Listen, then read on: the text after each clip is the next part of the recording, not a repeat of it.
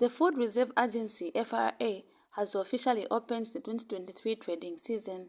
Speaking during a press briefing in Lusaka on Wednesday, FRA board chairperson Kelvin Hambwezia has announced that the agency will buy white maize at the price of 280 kwacha per 50 kg bag from 180 kwacha last year, and that the agency is targeting to purchase 500,000 metric tons of the commodity. All rice will be bought at 5 kwacha per kilogram. These are, however, not floor prices, but the amount the FRA is buying the crop under the principle of willing seller and buyer. The chair has further announced that the agency will not buy soybeans this year, saying that it has enough stock in reserve. Mr. Hambweza says it is anticipated that the FRA prices will not disadvantage the private sector, who are expected to purchase the larger share of maize produced.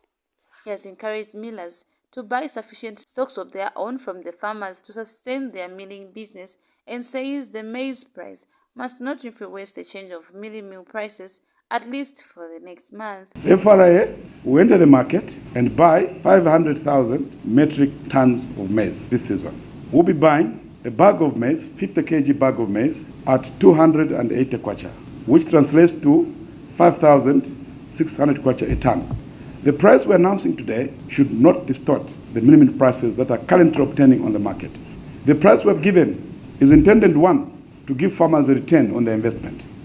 Number two, the price we're giving is intended to boost maize production in this country. Number three, farmers have for a long time been subsidizing urban consumers, and this trend cannot continue. Meanwhile, economist Yusuf Dodia has commended the move and has urged the agency to ensure there is total security on the 1,200 depots. To look at the farming trading season for 2023, which starts this month in May, is very encouraging, because the Food Reserve Agency are talking about 280 kwacha per bag of maize.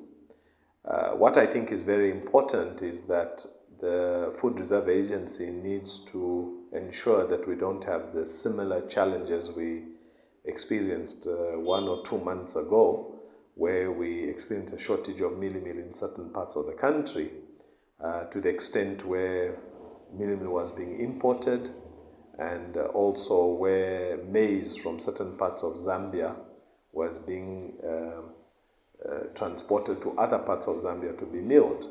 I think all the 10 provinces have got storage facilities in terms of silos, warehouses, storage sheds, and the Food Reserve Agency ought to ensure that these sheds have enough grain, of course, in particular maize, but I'm also looking at others like sunflower, soya bean, and so forth, to ensure that when a demand for the product is in place, it can be met immediately, and we don't create artificial shortages.